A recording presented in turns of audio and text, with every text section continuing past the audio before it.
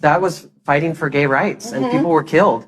Nobody was killed at Stonewall. Nobody was killed. When the Drag Race fanbase pays reference to iconic moments from past seasons, it ranges from season 1 all the way to season 16, which is currently airing at the time I'm making this video. Mama kudos for saying that, for spilling, like seriously. Many of what's considered the golden era of the series are the single-digit ones, specifically season 4, 5, and 6. References like one-liners or shocking twists are reincorporated so much that even people that haven't watched the older seasons begin to understand it. Like, I imagine many of the new fans actively use references without even realizing the origin. With that, we've had a growing number of double-digit seasons that have been produced, all with their own sets of positives and negatives. Yet, what is the significance of this new decade of drag? Let's get into what statistically is the era of Drag Race seasons that birthed a new generation of fans. But before we start, make sure to subscribe to the channel if you haven't already, follow me on Twitter at GreenGayYT, and follow my brand new Instagram and TikTok at It's GreenGay. Now, let's begin. We are now closer to season 20 of Drag Race than we are to when season 10 first came out, which means that we are deep into the second generation of Drag Race, an era that has proven to be really positive for the most part. The continuing longevity of the series has expanded the fan base so much that there's so many different perspectives into what people think about any given Rupauls Drag Race season. We got the fans that were there from the beginning, the fans that found out about the show towards the end of the 2010s decade, and then there's the portion of people that I sort of call passive fans that have only really watched the double-digit seasons, or I guess the modern seasons of the series. But they still have an online voice within the online discussion of the episodes that happen online. The funny part is that you'll hear from many OG fans that have been watching the show for years that the series nowadays seems to be going downhill, because to them the seasons are not as good as they once were in its heyday. But like specifically when we're looking at the main series, it has done nothing but constantly break records, even after we thought that it couldn't possibly manage to become even bigger. The most recent example being season 16, which ended up becoming the franchise's most viewed premiere episode since season 10. A sign that in terms of hype, things haven't changed much for the new batch of queens. What has changed is the size of the series. RuPaul's Drag Race back in the season 6 to season 10 era was probably the perfect time for new fans to find out about it, since it was still really easy for people to just binge the whole thing and get themselves caught up on everything. But we are now halfway through the 2020s decade. The franchise has become so big that it's overwhelming for some people to want to commit to watching every single season, naturally making all these little subgroups of fans with different outlooks. For example, most OG fans of the series that are still around today would probably tell you that the best seasons is either season 4, 5, or 6. But whenever I make polls about people's most beloved seasons, it's surprising to see the amount of people that will name mostly double-digit seasons. Don't get me wrong, people still bring up the holy trinity that is 4, 5, and 6, but it's not uncommon anymore for people to say season 12, season 15, or even season 10 as chaotic as it was. But now that I bring that up, the year 2018 was one of the most important milestones in the franchise, because it was a celebration of finally reaching its 10th season. Within that small time frame of 10 years, the show had changed the world of drag along with affecting queer culture for the better, but nobody could have predicted where things would end up going from there. At the time that it came out, season 10 was the most highly produced season in terms of a clear step up in budget. Plus, it went on to be the first season to actually win Outstanding Reality TV competition for the 2018 Emmys. The following year, season 11 sort of tries to break into new territory, with production deciding to go with a record-breaking 15 queens, leading to somewhat of a rough start for the first half of the season. Looking back, it was actually a perfect contrast to what ended up following it a year later with season 12. It was perfectly organized with the revival of the split premiere format, and the fact that the editors successfully took out almost 90% of the scenes that had Sherry Pie in it. Therefore, we got to learn a lot more from the rest of the cast as a result. Many fans consider season 12 to be one of the best of the franchise. It's also the last season to be filmed before the pandemic began. Unfortunately though, despite this really good season, it would be a rocky road for the main franchise after this point. Season 13 and season 14 was a harsh and honestly scary time for the series. Each of them had their own main twist that defined their installment. Season 13 had the premiere episode twist where the queens had to lip sync against each other in pairs, and season 14 with the golden chocolate bar that would save one of the queens from going home. Both of of these twists were terribly received by the audience. But why exactly did the production of Drag Race decide to take such big swings in terms of spicing up their show? When the international franchises started to get produced, it did in a sense create some competition. I mean, yes, World of Wonder is still making money off of every edition that gets made, but what it also meant was that a good portion of the core audience was now being subjected to the classic format of the series a lot more frequently. But why would this be an issue? In a way, when the main franchise was the only one, they held this power to be able to impress a lot more with things that weren't necessarily all that interesting. I mean, when you have a whole year go by where fans are dying to see even just a brand new episode of Drag Race, whatever storylines we end up getting, people are probably going to eat it up and make the most out of it. Yet now that we have the privilege to watch so many different seasons at all times of the year, it's giving us more depth to our perception of what makes a good entertaining season, while at the same time making it very obvious when we encounter a bad one. Essentially, the main franchise needed to up the stakes to differentiate themselves from the ever-growing additions around the world. So, getting into the double-digit series, we notice a lot of moments of experimentation on how far they could push the format, some with more success than others. I'm not sure who is to blame for the many format twists that were introduced throughout this decade. Some will blame networks such as VH1 or MTV, but there's also a lot of responsibility that would have had to have fallen on the actual executive producers of the show at World of Wonder. So whichever is the main network of Drag Race at a given time can either have some control over the format decisions of a season, or they could have none at all and just sign off on whatever World of Wonder presents them when they're done filming. I would be curious to know if there's any sources any of you have on how much involvement some of these networks may have had on production with some of these episodes. Before we move on though, I wanted to touch on these two seasons for a bit, mostly because they are in a way sort of controversial in terms of fan reception. When it comes to season 13's twist of having them lip sync in pairs against each other, resulting in one of them winning and heading into the winner circle and the other losing and going into the loser circle, even though this whole thing in itself was already cruel enough, especially by having each queen they lost do a whole walkthrough and a speech as if they were actually getting eliminated.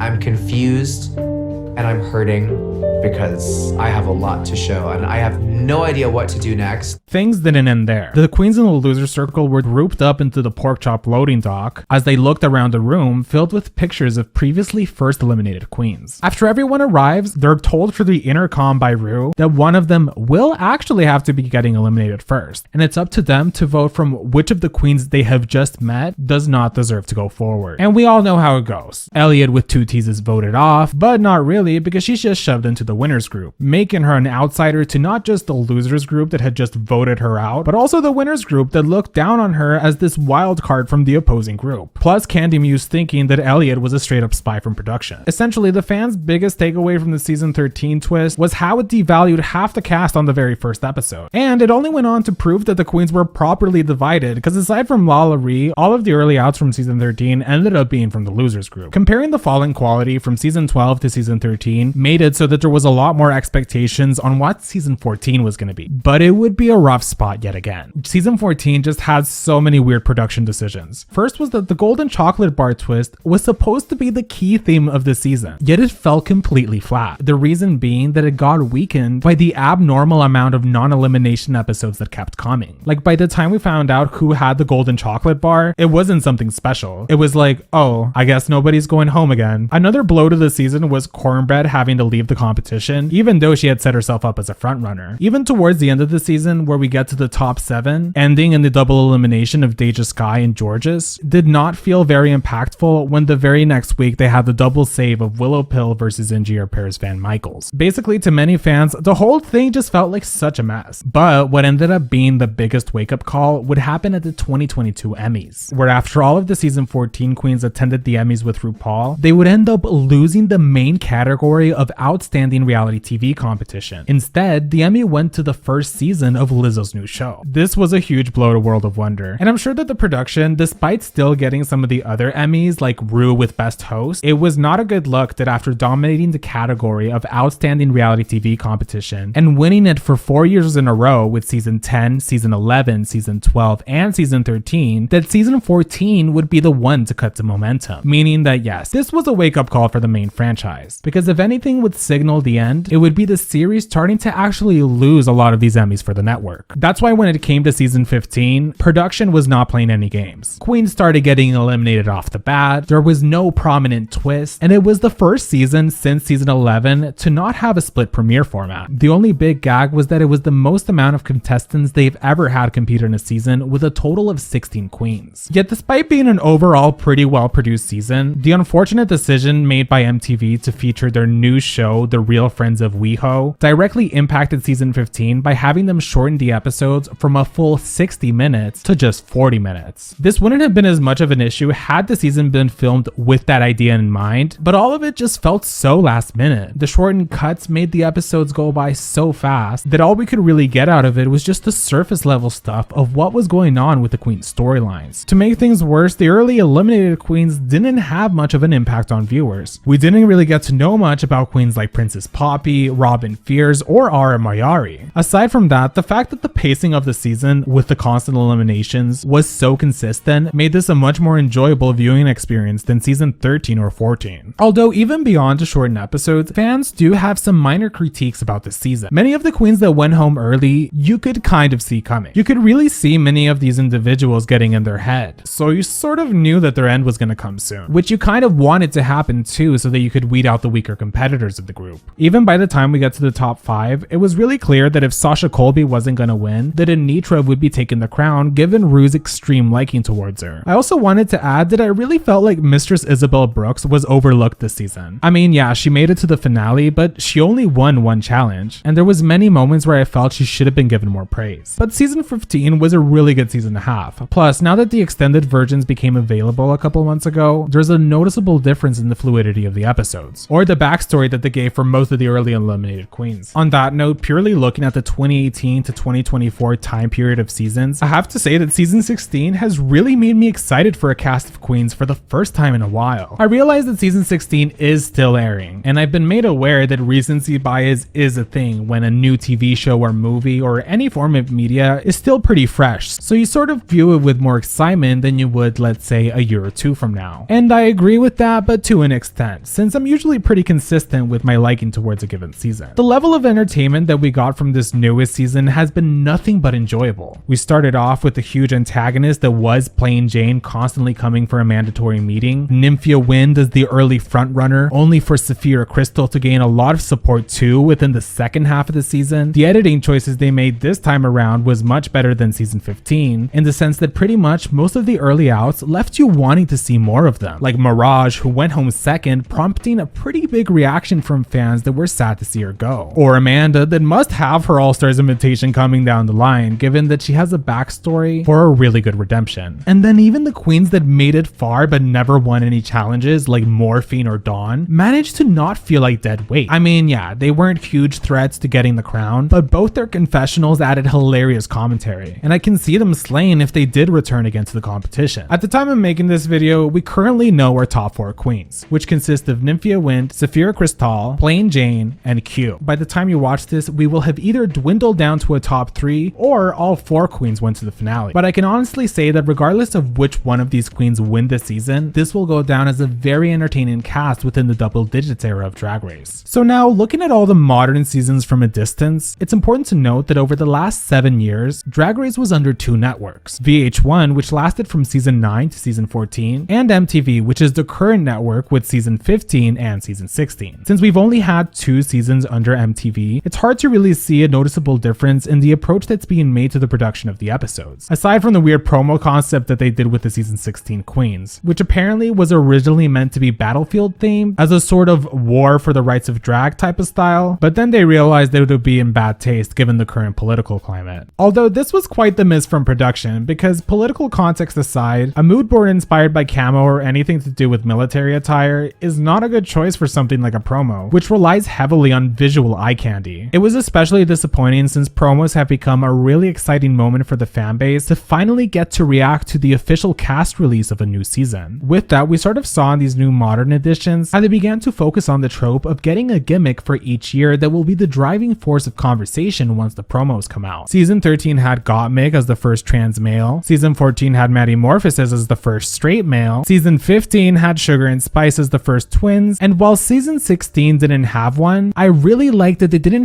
have anyone that stuck out, because it helped make the conversation more about the general cast rather than season 15, when all anyone was talking about was either Sasha Colby or the Sugar and Spice promo looks. Within the double-digit era, RuPaul goes from being 58 years old when season 10 airs to currently being 63 with season 16. We know that Ru is no longer hosting Drag Race Down Under, which is a positive step in the right direction. If RuPaul feels overworked, I'd rather her not host some of these international editions so that we can make sure that the main season continues to have her as the host for as long as possible. I'd like to emphasize that regardless of the quality of a season, which is an entirely subjective thing, the show is still able to produce its new drag stars. I mean, you can even tell the WoW Presents tries to give certain queens from the newer seasons more attention through media coverage, because it's mutually beneficial for the newer queens to gain a decent following so that when they're invited back to All Stars, there can be a lot of online hype. Like for season 14, 15, and now 16, they made sure that whichever queens end up in the top 5 will have some spots saved for them on the ongoing Work the World tour, which is good because we know that the Drag Race universe is now really competitive with so many queens to pay attention to. So having World of Wonder help out some of these queens a bit with their postseason runs is a very helpful tool. Yet looking at the winner's circle of the double digit era, the winners in this decade really represent their own separate thing. Aquaria was the winner that symbolized the incoming new age of drag, with kids that grew up watching the show. Evie Oddly is what I consider to be a throwback winner, where new viewers were shown that you don't necessarily need to have that much money to do good on the series, since most of Evie Oddly's outfits were made by herself. Even though Brooke had done a better job within the challenges of the season, Evie's space as a winner felt a lot more intriguing to have. Then there's Jada Essence Hall, which is the pandemic winner, one that came at a time where her win became more than just something that brought meaning to herself, but also one that fans would immortalize as one of the best modern seasons, and one of the most likable and charismatic winners. Simone then enters the circle as one of my all-time favorite winners. She had the star quality, polished looks, the witty personality, and a season that even though it was obvious she was gonna win, it was so impressive to watch every step of her way there. Following her win, Willow Pill from season 14 is a winner that I think caught a lot more criticism than I expected her to have throughout her year as reigning queen. Then there's Sasha Colby, which just feels like such a solid winner, and she's sort of Bianca Del Rio levels in terms of people not arguing against her. As for season 16, we do not have our winner yet, but who would you like to see get the crown? Overall, the legacy of RuPaul's Drag Race is still ongoing. There's so much that's gonna happen within the next couple of years that it's gonna be really fun to continue to follow. If season 16 is any signifier, we have a lot to look forward to. I'd like to take a moment to thank my patrons. In the Elite Pink Squad, we have Matthew Burns,